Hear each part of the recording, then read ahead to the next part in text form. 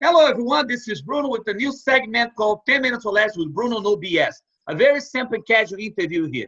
No fancy cameras. Today, I have the honor to speak with Phillip, XAP 36 drone. How you doing, buddy? Good, Bruno. Thank you for having me, sir. So tell me, how long have you been in our roofing industry? I've been in the construction industry since 2005. Moved over more heavily into the residential roofing side back in 2013, and that transitioned into more of a multifamily role, and that spawned the actual coming on of XAP 360 and being able to utilize new tools to open doors for contractors out there who are trying to break into the industry. So tell me, what's your functions with XAP 360? Yeah, I was one of the original founders. Started this back in 2015, and I'm currently the CEO. I run the day-to-day operations of XAP 360. I focus more on the sales end and our ops team. We've got a phenomenal team behind us that handles the rest. So what made you decide to invest on the technology of drone? Because, I'll be completely honest with you.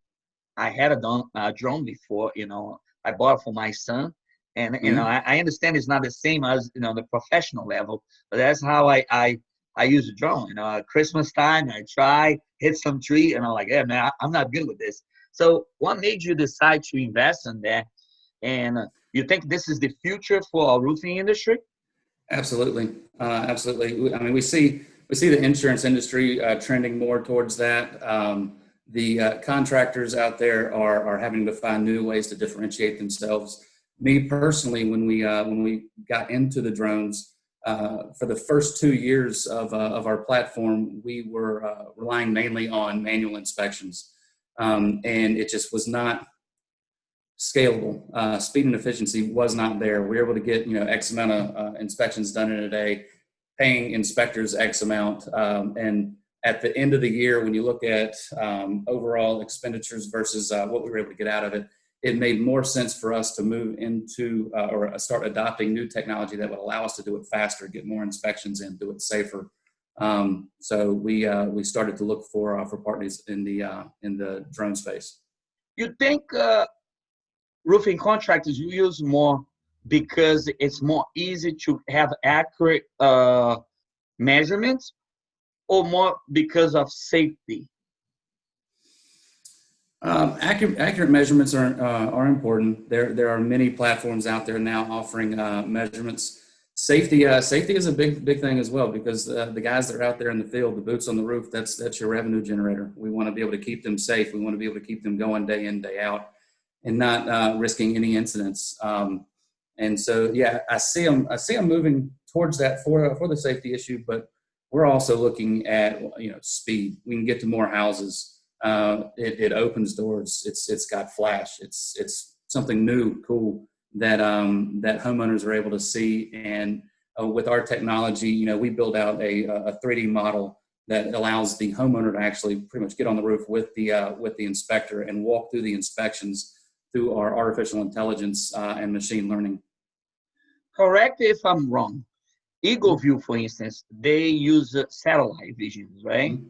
Yep. So what would be the difference between using a drone and a satellite vision? How far is that satellite in the air? I mean, we're talking how many miles up there? With a drone, when we're getting our images, we're roughly 10 feet above the roof line. And so we're able to take hundreds of images of that roof and stitch it together for one model. And at that point, we drop our wireframe on top of it. So we're looking at an accuracy of roughly 10 feet versus miles above the roof. Okay, now I see the technology improve, and some of the drones, they can also perform infrared. How reliable are those measurements, and those, is that very accurate, or or has a margin of errors too? Our measurements have been tested out through third-party case studies. So our measurements are down to plus or minus 0.6% on its accuracy. I mean, we put tape measures out in the field on stuff that we've measured, and we're, dead on to the inch. So accuracy measurements, we're good there. When it comes to the thermals that you were asking about for the flat roofs, we're still, I believe, in the infancy of that. There's a lot of regulations through the FAA on when you can fly, what kind of equipment you need. So there's a little bit more of a build up to get to being efficient and productive on the thermal side, but it's getting there. So if a roofing contractor or a manufacturer sales rep wants to be learn how to fly, do you need to have some specific training, certification? Is there like a program? Is this program is approved by the FAA? So how does that work?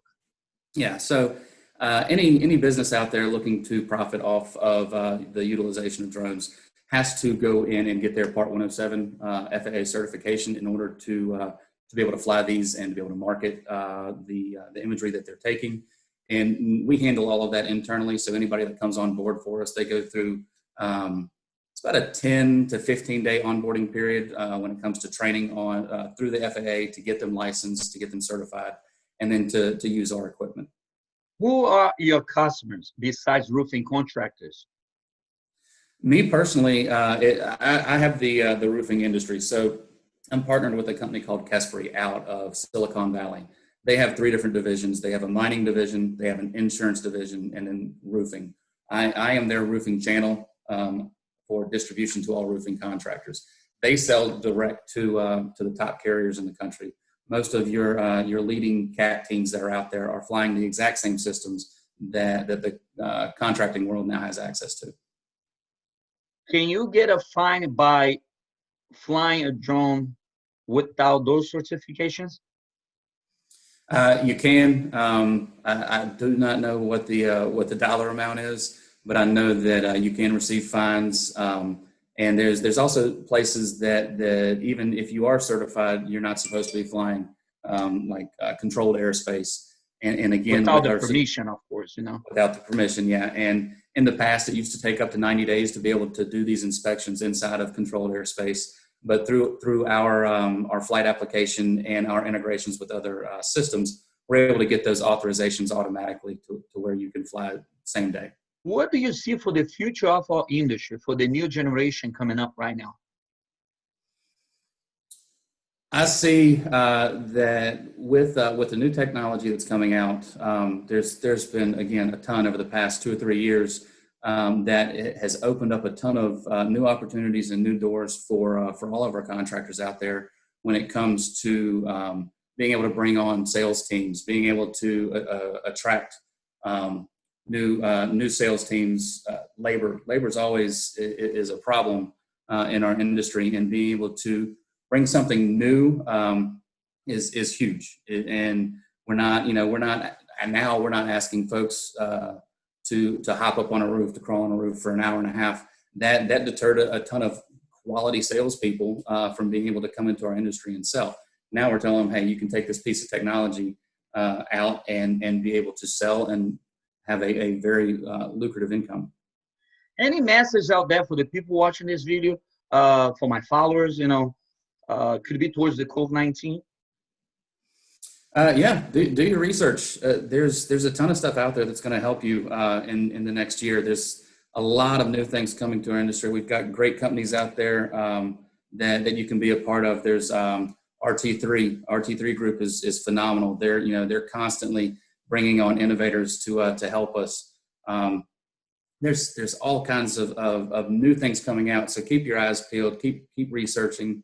And make sure you take advantage of what's there. It's the people that are adapting that are going to succeed and not get left behind.